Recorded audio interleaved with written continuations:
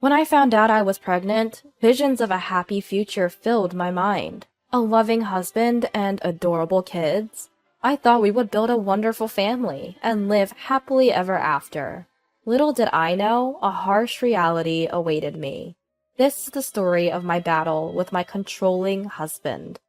My name is Patricia, and I'm 30 years old. My husband's name is Robert. He's a 34-year-old office worker.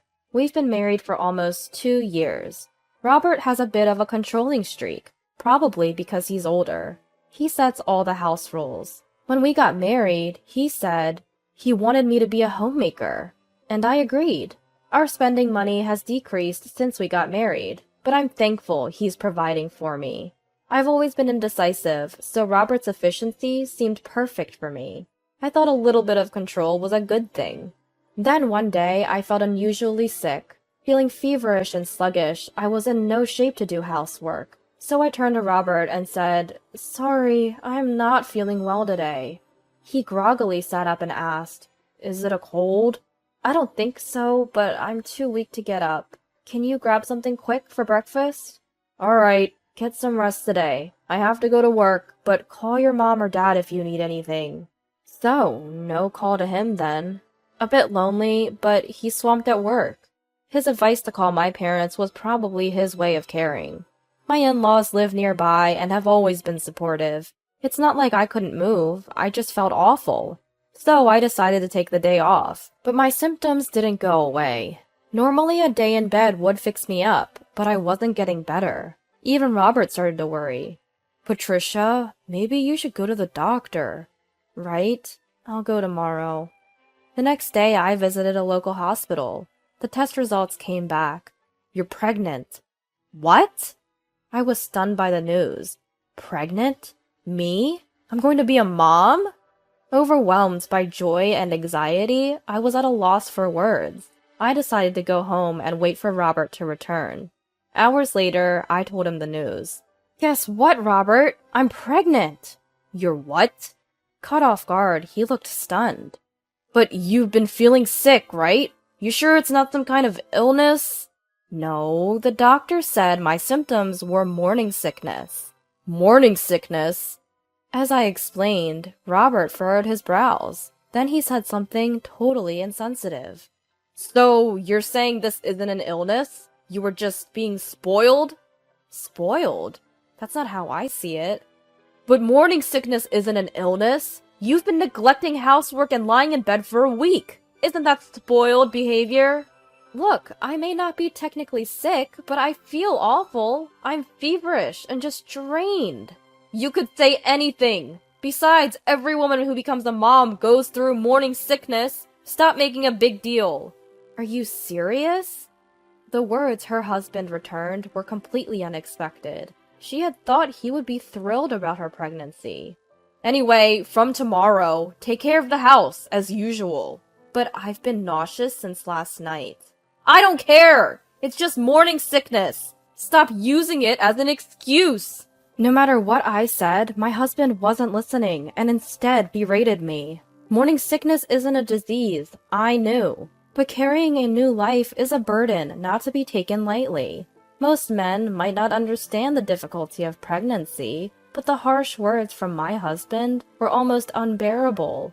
I tried my best to manage the housework the next day.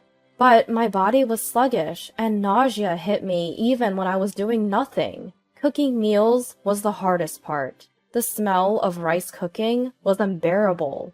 I can't take it anymore. Frequent dashes to the bathroom disrupted my cooking routine. Consequently, the quality and efficiency of my meals suffered.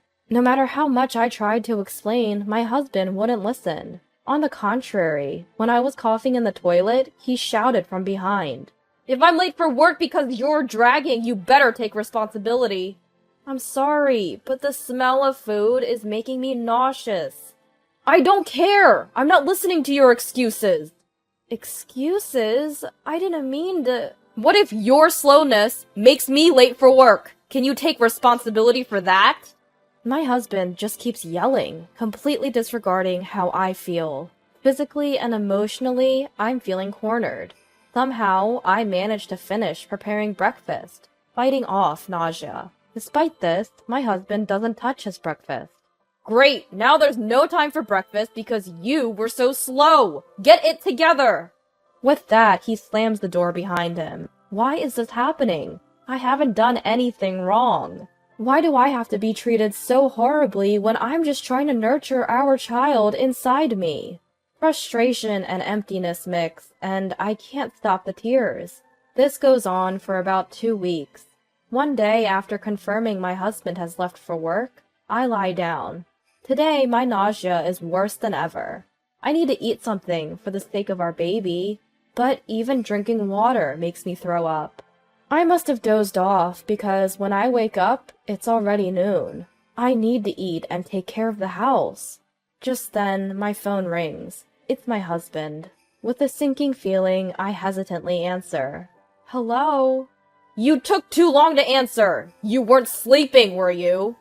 I'm sorry, I wasn't feeling well this morning. I was about to start on the housework. He abruptly hangs up.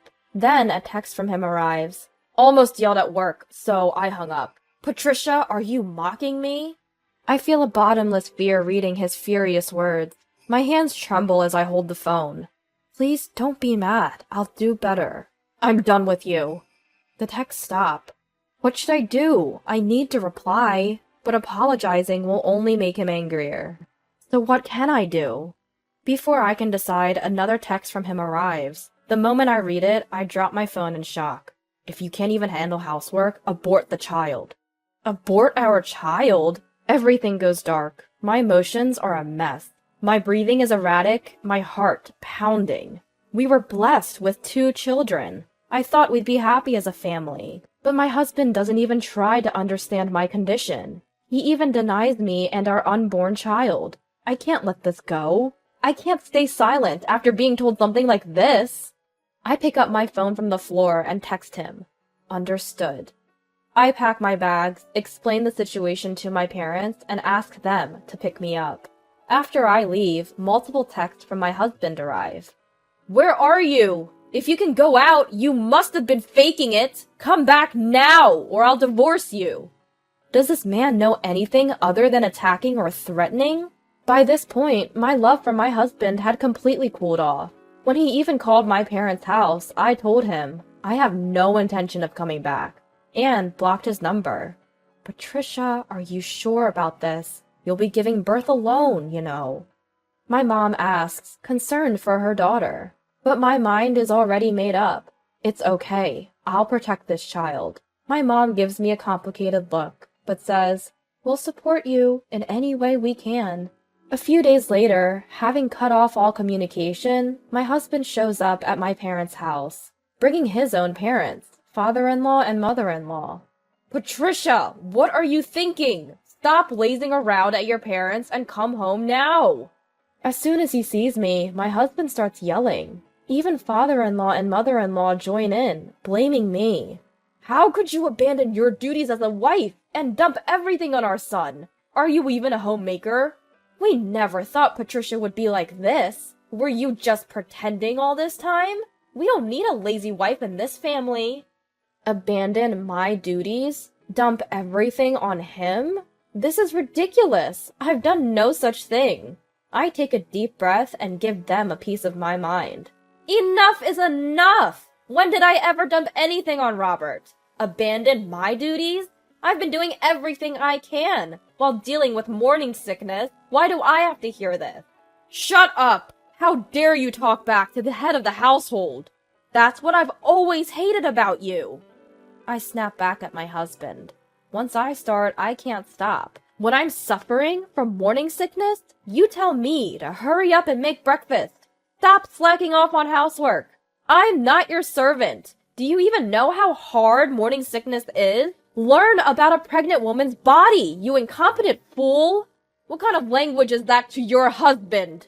That's just it. You're nothing but a controlling husband who doesn't understand people's feelings. And I was stupid to mistake that for reliability. Who do you think provides for you? Then I don't need such a life. What? Father-in-law and mother-in-law, who had been listening to our argument, hesitantly asked me, Weren't you just dumping all the housework on our son? Doing nothing but lazing around every day? Exactly. Using pregnancy as an excuse to make our son do all the housework. It seems my husband had been telling them a convenient story. I tell father-in-law and mother-in-law the truth. Yes, I've had to lie down because of severe morning sickness. But Robert told me morning sickness isn't an illness. Stop being lazy. So I've been desperately doing housework every day, to the point of nearly collapsing. Father-in-law and mother-in-law's faces turn pale. Robert, what is the meaning of this? Father-in-law confronts my husband, whose body is shaking. Well, that is... Even now, my husband refuses to admit his fault. I've had enough. I decide to expose his greatest flaw. Father-in-law, mother-in-law, your son told me, if you can't do housework, abort the child. What did you say? Is this true, Robert? Father-in-law and mother-in-law are staring at their son, mouth agape in shock. Telling someone to abort the child is unforgivable. I've done my best in my own way. Despite that, Robert never cared about my health or our unborn child. I can't live with someone like that. The collective anger in the room turns towards my husband. Sensing the awkward atmosphere, he nervously chuckles. Okay, I get it. I was wrong. I apologize, alright? So let's just drop it, okay? At that moment, smack. Mother-in-law slaps my husband. What the hell was that for? My husband looks at mother-in-law in surprise. Enough is enough! Do you even realize what a miracle it is to have a child? You berated Patricia while she was suffering from morning sickness, forced her to do housework, and even lied to us. How much more do you need to vilify her? Mother-in-law is yelling at my husband, tears streaming down her face. The intensity leaves me and father-in-law speechless. Then mother-in-law turns to me to apologize. Patricia, I am so sorry. I believed that foolish son of mine and hurt you. You must have had a hard time dealing with morning sickness. I know an apology isn't enough, but I'm truly sorry. Father-in-law also deeply apologizes. Patricia, let me apologize as well. Our foolish son has caused you trouble, and for that, I'm truly sorry. We'll make sure he takes responsibility. Leave the rest to us. Father-in-law then turns to my husband. We're cutting ties with you, Robert. Cutting ties? Yes. A son who can tell his wife to abort the child is not part of our family. Agree to Patricia's divorce. What? We're family! Talking about divorce and cutting ties, you must be out of your mind. Patricia's feelings won't change. Make up your mind. At his father's words, my husband is speechless. He was reluctant to sign the divorce papers, but with father-in-law and mother-in-law's help, he eventually gave in. He was utterly defeated, a shell of his former self. Later, I claimed compensation and child support through a lawyer. I've decided to give birth to our child alone. I've received several texts from my husband since. I was wrong! Please forgive me. I realized you're all I have. Please come back. But I just delete the messages without replying. My husband, now disowned by father-in-law and mother-in-law, seems to be living alone in a neglected, trash-filled house. It's affecting his work, and now the office gossip goes like this. Heard Robert got dumped by his wife. His shirt's all wrinkled, and he hasn't even shaved. And she was pregnant, right? What a loser. He used to be so controlling.